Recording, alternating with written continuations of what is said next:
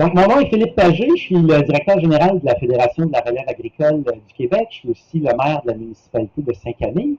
Puis, je crois que l'UPA de Laval là, trouvait pertinent là, de m'inviter pour animer la conférence de presse, considérant qu'on cherche aujourd'hui à mettre de l'avant les enjeux agroalimentaires de Laval dans le cadre de la campagne électorale municipale qui se déroule actuellement.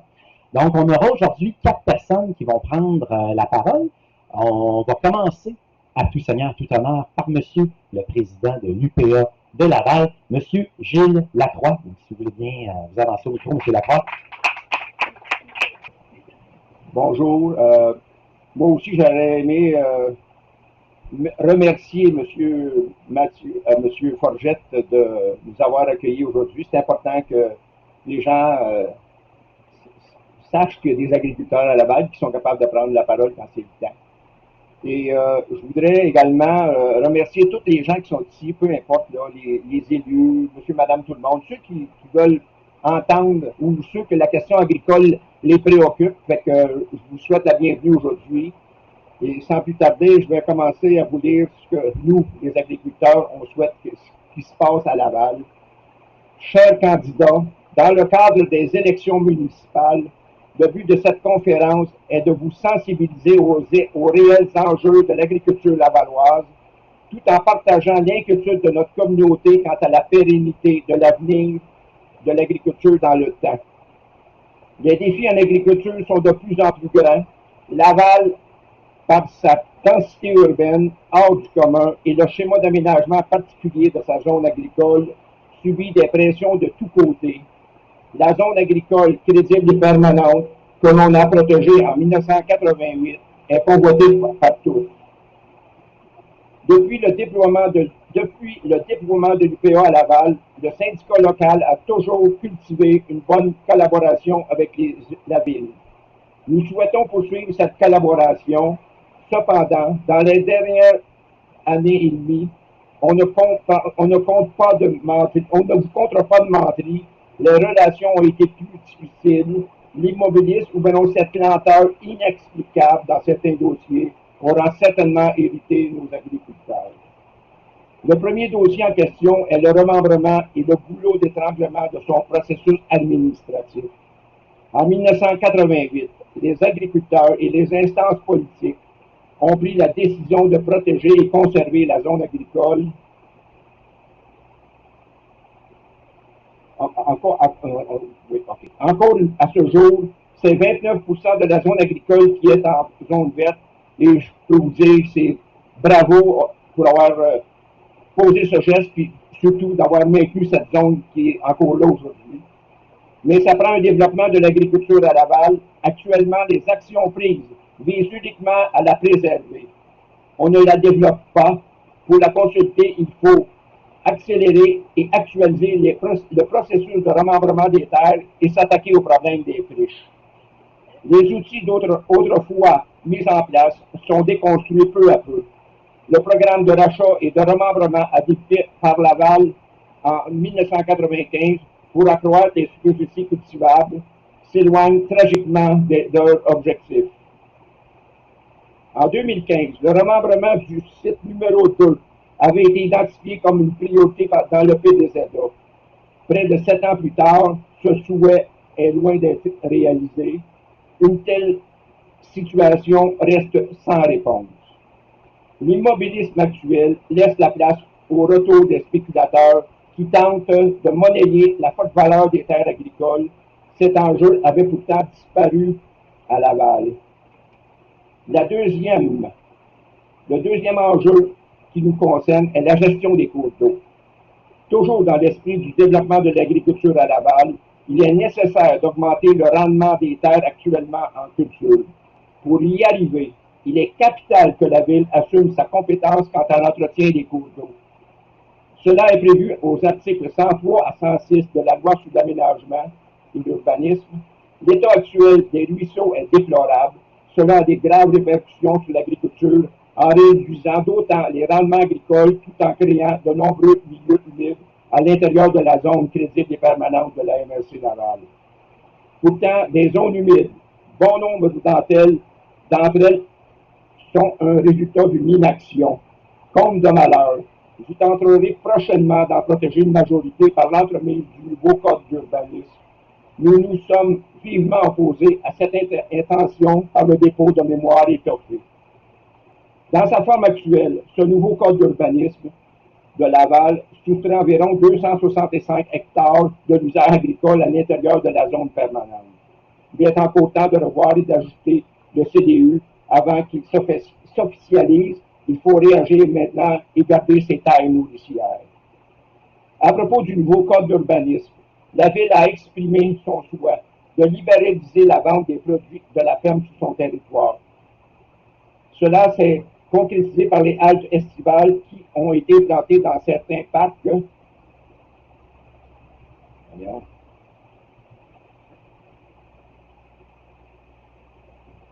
Les feuilles sont pas dites, je m'excuse. C'est QS. Dans certains parcs dans la ville, et les modifications au règlement L85-56 dans le nouveau code d'urbanisme. Une telle transformation de la réglementation additionnée au délaissement des mesures d'encadrement qui avaient jusqu'à présent permis de garder un contrôle raisonnable sur les commerçants agricoles, leurs mandataires et les revendeurs entraînera une ouverture du marché qui causera une accentualisation de la concurrence extérieure. Dans la pandémie, nous avons remarqué l'intérêt grandissant des consommateurs pour l'alimentation locale et nous en sommes fiers. Le syndicat local de l'UPA Laval considère que l'offre de produits de la ferme sur l'ensemble du territoire de Laval est diversifiée et que les pratiques actuelles de mise en marché conviennent à l'essence de la vente de proximité. En d'autres mots, l'offre lavalloise rencontre la demande et les besoins intérieurs. D'ailleurs, plusieurs enjeux soulevés dans le secteur agricole sont aussi partagés par la vérificatrice générale de Ville de Laval. Dans son rapport annuel de 2019, cette dernière mentionnait en lumière les problématiques suivantes. L'absence de rôle des services municipaux bien définis par la Ville de manière à assumer efficacement ses responsabilités en matière de gestion et d'entretien des cours d'eau. Le manque de clarté dans la définition des rôles et responsabilités des services municipaux, une propension de l'administration à travailler en mode de gestion réactive et à travailler dans l'urgence plutôt que dans un mode de planification stratégique. Les faits sont là pour appuyer notre mécontentement et nous demandons formellement à vous, chers élus, de se pencher sur ce problème, sur ces problématiques et d'y remédier avant qu'il soit trop tard. En conclusion, malgré tout, il faut demeurer optimiste. Il est important pour l'UPA Laval de garder des bons liens avec tous nos chers élus. Nous sommes des passionnés qui ne demandent qu'à se faire entendre. Par ce fait, nous réitérons l'importance des structures démocratiques telles que les comités consultatifs spécialisés en aménagement, marketing et bien plus.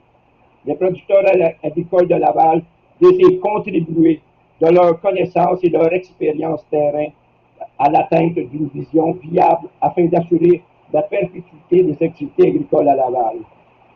Dans cette zone agricole crédible et permanente que nous nous sommes donnés en mai 1988, un geste visionnaire, un héritage collectif lavallois inestimable. Oui, les agriculteurs, nos filles, nos fils et les aspirants agriculteurs veulent cultiver ces terres à haut potentiel. Merci de votre écoute.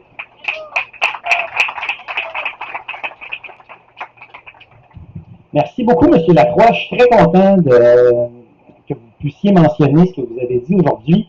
La famille Pagé a exploité des terres agricoles à Laval pendant de nombreuses générations. Je suis né ici, puis je n'ai pas appris mes mœurs politiques ici, là, mais je suis quand même très content là, de voir que l'agriculture à Laval, il y a encore des gens qui sont là pour la défendre. J'aimerais accueillir maintenant la représentante de la Fédération de l'UPA Outaouais-Laurentides. Elle siège au conseil exécutif de la Fédération. Elle est productrice laitière à Saint-Jérôme. On accueille, mesdames et messieurs, Mme Audrey Lemay. Le maire, excusez-moi, là, désolé. Bien, je suis vraiment contente de voir qu'il y a autant de gens aujourd'hui, puis merci à la ferme Haute de nous accueillir. On ne pouvait pas être mieux que dans une serre avec la pluie qui tombe en ce moment. Donc, je salue aussi tous les candidats et candidates qui sont présentes avec nous aujourd'hui, de votre implication et votre volonté à vouloir faire un changement dans la vie de vos citoyens et citoyennes. Donc, effectivement, je suis en production laitière dans la Rivière-du-Nord à Saint-Jérôme. Je suis ici aujourd'hui pour représenter la Fédération Outaouais-Laurentides et venir appuyer le syndicat de Laval dans sa démarche là, de vous présenter les enjeux sur son territoire. Le sol est l'actif le plus précieux des producteurs agricoles et productrices agricoles. Il s'agit de notre principal outil de travail. Depuis mars 2020, les différents paliers gouvernementaux ainsi que la population ont réalisé davantage l'importance du secteur agroalimentaire et se sont engagés par des programmes et des campagnes de sensibilisation d'achat local à soutenir l'agriculture. L'autonomie alimentaire repose sur le développement du plein potentiel de notre agriculture. Soutenir notre agriculture, ça passe par la protection des terres agricoles. Celles-ci sont essentielles à la production d'aliments sains, directement reliés à notre autonomie alimentaire. Toutefois, la zone agricole cultivée est constamment grugée par l'étalement urbain, les projets industriels, les projets d'infrastructure comme l'autoroute 19. On ajoute à ça la croissance constante et fulgurante de la population des MRC avoisinantes dans les basses terres des Laurentides. La pression est vive sur les activités agricoles en milieu périurbain. Pourtant, les terres en culture de Laval et des basses Laurentides sont parmi les meilleures au Québec.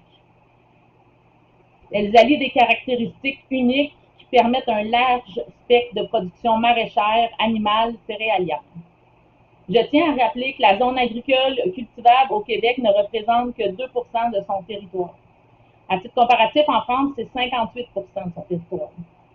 Travailler une terre agricole demande beaucoup d'efforts échelonnés sur de nombreuses années, voire plusieurs générations. Déplacer une terre agricole, c'est impossible. On ne change pas la vocation d'une terre sans conséquence. Et lorsqu'on le fait, il faut savoir qu'on ne peut plus jamais revenir en arrière. 10 000 hectares de terre ont été sacrifiés à d'autres usages agricoles au Québec dans les 5 dernières années. Il y a urgence de sauvegarder la vocation agricole des terres, surtout en milieu périurbain, une ressource vitale, stratégique, souvent sacrifiée au profit de l'étalement urbain. Les engagements des formations politiques en vue de leur prochain mandat à l'égard de l'environnement sont nobles, mais force est de constater que l'agriculture est ignorée. La zone agricole est aussi un milieu naturel à protéger et devrait être considérée comme un outil pour la préservation de l'environnement, pour la préservation de notre économie locale et pour la préservation de notre autonomie alimentaire. Cessons de sacrifier notre garde-manger et de considérer la zone verte comme un espace en attente de développement. Veillons plutôt à la consolider, à donner aux producteurs et productrices agricoles la force de développer une économie viable dans vos municipalités. En conclusion, j'aimerais vous inciter ce soir à visionner le documentaire Québec, terre d'asphalte, qui sera diffusé à 22h30 sur les ondes de Radio-Canada. C'est un projet qui a été fait dans les 2 dernières années, qui va vous, on espère, éveiller les consciences pour l'avenir des terres agricoles au Québec. Merci.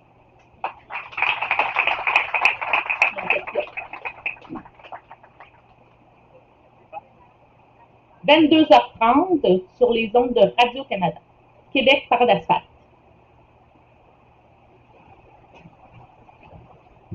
Eh bien, merci beaucoup, Mme le maire. Donc, s'il y en a qui se couchent tard ce soir, là, ça vous permettra là, de... des enregistreurs, ça a l'air aussi, d'être visiste. Donc, merci beaucoup, Mme le maire, pour votre allocution. Donc, j'inviterai maintenant à prendre la parole M. Martin Caron, premier vice-président de l'Union des producteurs agricoles du Québec.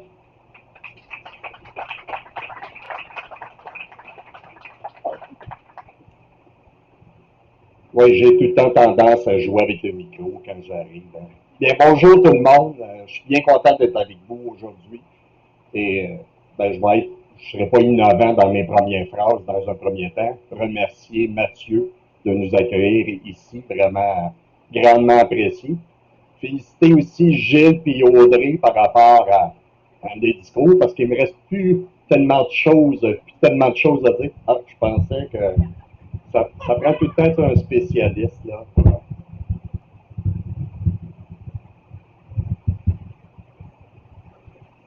C'est bon, merci. Mais je mentionnais Gilles et Audrey, entre autres, puis je pense que c'est ça qui est important d'avoir. Je veux les remercier parce que on dirait en tant que l'UPA, il faut s'inviter durant la campagne municipale présentement. Et je pense que les gestes que vous faites au niveau du syndicat local et de la Fédération Outaouais-Laurentides, entre autres, ça permet de vulgariser, ça permet aussi d'amener tous les enjeux qu'on a au niveau de l'agriculture et de l'agroalimentaire présentement. Les gens en ont parlé, le côté sanitaire, avec la pandémie, qu'est-ce qui est arrivé, ça l'a amené, entre autres, de parler d'autonomie alimentaire. C'est le gros sujet. Et d'ailleurs, c'est les gens de la population qui ont amené de dire, écoutez, l'alimentation, c'est un des gestes qu'on fait, c'est quelque chose d'assez important, entre autres. Donc, l'autonomie alimentaire, c'est un des aspects qu'ils ont mis en premier plan. Et ça fait réaliser aussi de dire, ben, il faut être capable de cultiver. Cultiver chez nous, cultiver, entre autres, dans nos régions, dans nos localités. Et un des aspects aussi qu'il faut penser, c'est que on veut amener une agriculture, ou une agriculture plus durable, une agriculture qui est résiliente, une agriculture qui est compétitive en même temps. Mais quand on fait ça aussi, et c'est pour ça qu'on vous interpelle au niveau municipal, les producteurs et les productrices ont besoin des outils, et c'est un incontournable parce que au niveau municipal, vous avez une gouvernance de proximité qui est là, qui est bien présente, et que vous faites des gestes au quotidien par rapport à les gestes que vous faites sur le plan municipal, qui peuvent donner ces outils-là, qui peuvent donner, entre autres, plein de potentiel-là qu'on peut développer.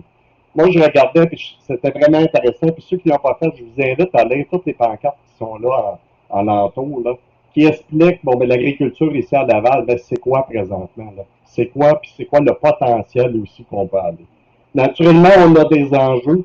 Dans les enjeux aussi, on parle de, puis d'ailleurs, quand je suis arrivé ce matin, j'ai eu plein de gens qui m'ont parlé de ces enjeux-là. On parle des enjeux, entre autres, des pesticides. Les pesticides qui sont là. On voit présentement, puis peut-être juste faire un contexte, vous amener qu'il y a 1100 municipalités au Québec. Il y en a à peu près 151 qui ont décidé de gérer ou de réglementer au niveau des pesticides. Mais vous comprenez, c'est complexe. Je tiens à féliciter au niveau de Laval ici, qui ont décidé d'exclure le monde agricole parce qu'ils ont bien réalisé avec les communications des producteurs et au niveau des organisations aussi, de bien comprendre tous les impacts que ça a, puis c'est un des outils qu'on a. Autant par rapport à nos terres agricoles, que Audrey l'a mentionné tantôt, c'est un de nos outils qu'on a et qu'on se doit développer. L'agriculture, vous avez les pancartes pour l'agriculture au niveau de Laval.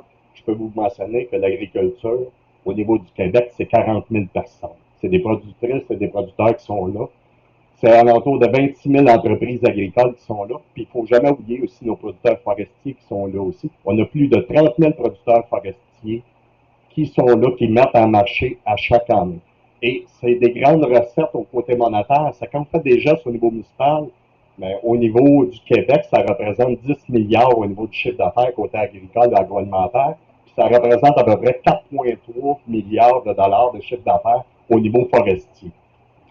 Les producteurs agricoles et les producteurs forestiers, ça façonne, ça donne au niveau du patrimoine que vous avez ici à la région. Et on nourrit pas juste par rapport, entre autres, côté alimentaire, mais on nourrit l'esprit, on nourrit aussi par rapport à tout le portrait qu'on met. Et on a une fierté, entre autres. Ça fait que de soutenir l'achat local, c'est vraiment une demande plus que jamais. Et puis de soutenir l'agriculture et l'agroalimentaire, c'est très important parce que ça façonne toute cette image-là. Et quand je parle de cette image-là, mais ça crée de l'emploi, oui, créer de l'emploi au niveau local et régional, mais ça nous permet aussi d'avoir différents professionnels qui sont là avec nous. On peut penser aux vétérinaires, aux agronomes, entre autres. On peut penser aussi de maintenir au niveau des écoles, tout aussi sur le côté de transformation, aussi des produits de transformation. On voit ici présentement, là, tout cet impact-là aussi qu'on voit sur l'entreprise ici, ça crée des emplois, puis ça fait rayonner vraiment de l'agriculture au plus haut point. Naturellement, quand j'ai parlé des pesticides, il y a un élément, mais il y a d'autres outils aussi qui sont là. Quand Audrey, tu m'as fait mention des outils des terres agricoles, il faut vraiment les protéger. Et il y a des enjeux qui s'en viennent et qui sont là déjà présentement, c'est autant au niveau de la main-d'œuvre aussi.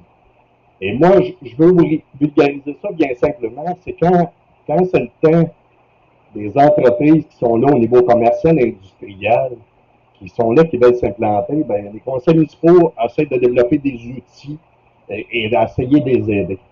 Dans le monde agricole et le monde agroalimentaire, c'est le même principe, là. C'est ces outils-là qu'on a besoin. Premièrement, au niveau de la réglementation, une réglementation cohérente aux besoins qu'on a et aux enjeux qu'on a. Et entre autres aussi un soutien financier et un soutien aussi par rapport à toute cette protection-là qu'on a de nos terres agricoles. Quand on protège, entre autres, nos terres agricoles, ben, on protège notre garde-manger. Merci à tout le monde.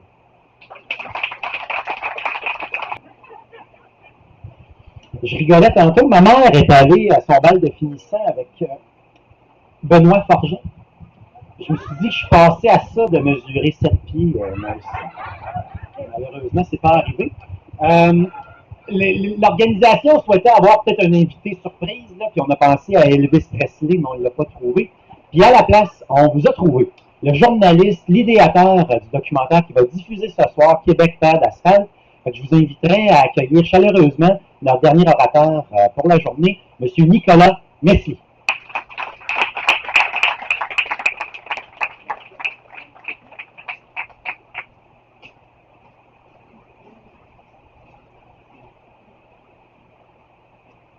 Merci pour l'invitation.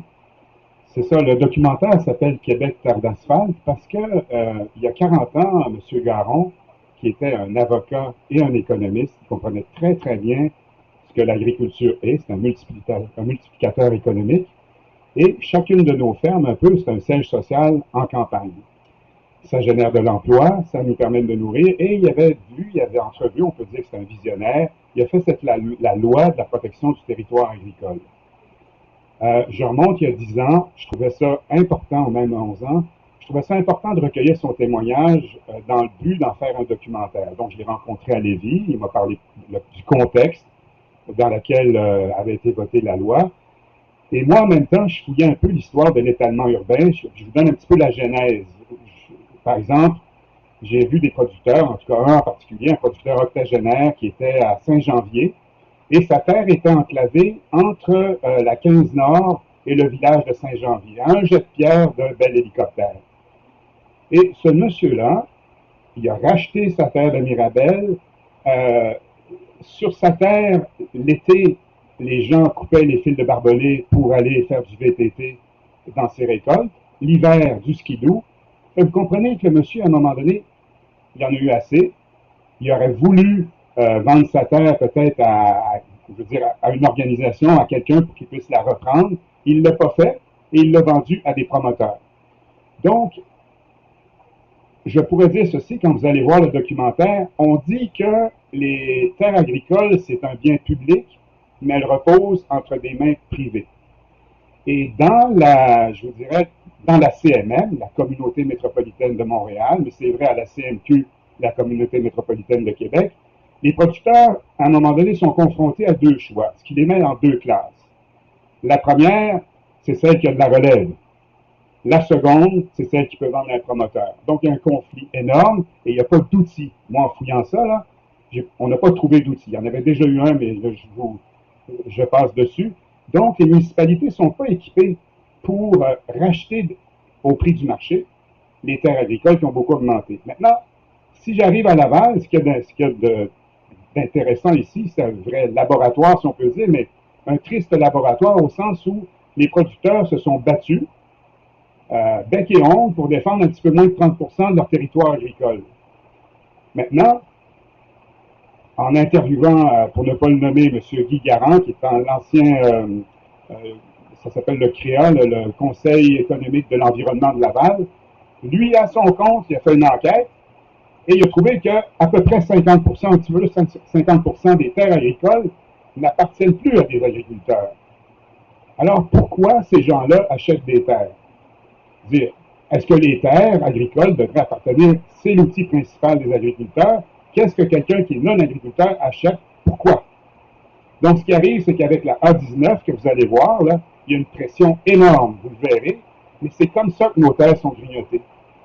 Alors, tu passes des routes, tu installes un centre d'achat qui est un peu un cheval de Troie. Après ça, tu construis autour, et c'est toujours sur des terres agricoles la plupart du temps. Est-ce qu'il y a est-ce qu'il y a d'insultant là-dedans pour les agriculteurs?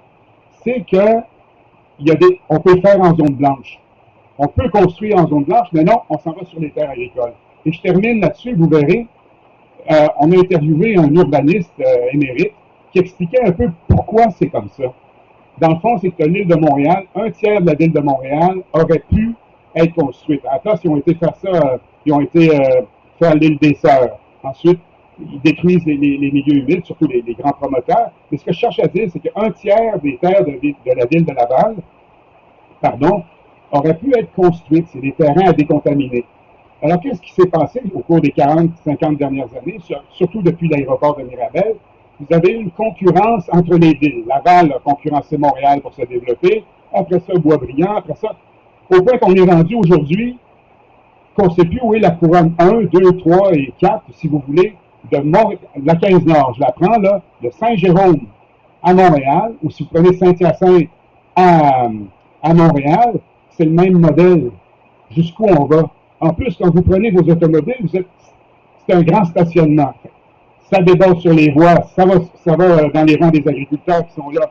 Il y a un conflit, là. Il y a un conflit qui n'est pas voulu. On n'a même pas pensé à une zone tampon entre les agriculteurs et les gens qui pensent venir écouter les petits oiseaux. Puis, je veux dire, quand tu es agriculteur, là, c'est le temps de la récolte, tu vas peut-être récolter toute la nuit. Puis ça va peut-être déranger tes voisins, mais tes voisins, ils regardent, ils auraient pu aller se construire ailleurs. Ensuite, quand tu opères une opération animale, je regrette de le dire, mais toutes nos sociétés se sont fondées sur du fumier. Fait que pour que la campagne sente bon, pendant 3 semaines, oui, ça va peut-être sentir le fumier. Ben, c'est ça. Sauf que, quand on regarde notre population aujourd'hui, M. Caron disait, il reste 42 000 agriculteurs. Pensez sur 8 millions d'habitants.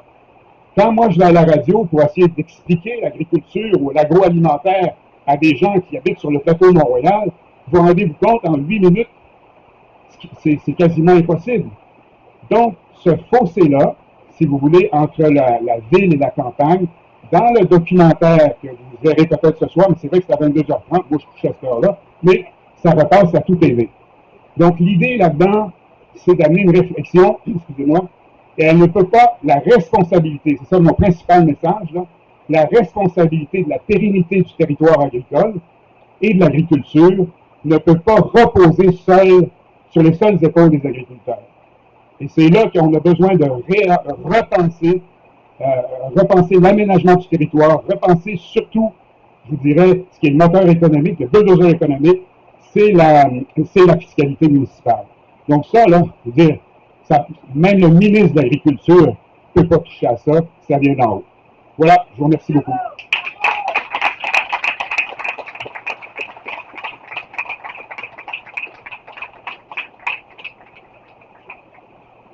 Bon, je comprends ce que ça fait passer après moi maintenant. Là, bravo, M. Musli. C'était des paroles très sages qu'on a entendues, très appréciées. En terminant, j'aurais 2 choses à vous dire. Premièrement, l'organisation a tenu à vous mettre un peu partout, là, puis il y a ça au centre, des sacs réutilisables pour mettre des légumes ou des fruits ou qui sait, tu sais, rendu là.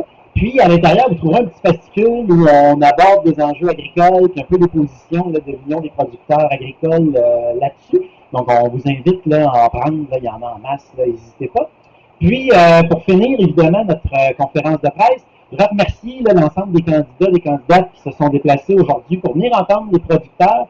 Je pense que le milieu municipal, je vous l'ai dit, là, étant moi-même maire d'une plus petite municipalité, évidemment, que Laval, je crois que la rencontre est importante entre le milieu politique et les agriculteurs, puis c'est la conversation là, qui va permettre, je pense, à chaque milieu de se comprendre, puis d'arriver à la même destination, celle où, pas juste les terres agricoles, mais l'agriculture là, pour être protégée à Laval, puis qui continue à avoir dans les prochaines années des gens qui travaillent la terre, puis qui la vendent ensuite, leurs produits à des Lavallois et des Lavalloises. Donc, merci beaucoup de vous être déplacés aujourd'hui. C'est l'occasion idéale. Là. Il y a plusieurs candidats de plusieurs partis politiques qui sont ici. On vous invite évidemment à discuter, à jaser entre vous. Je pense que c'est Forgette qui ferme à 5 heures aujourd'hui, c'est un peu ça. Donc, vous avez encore du lousse, là, n'hésitez pas. puis passez une très belle journée, une belle fin de semaine. Merci beaucoup.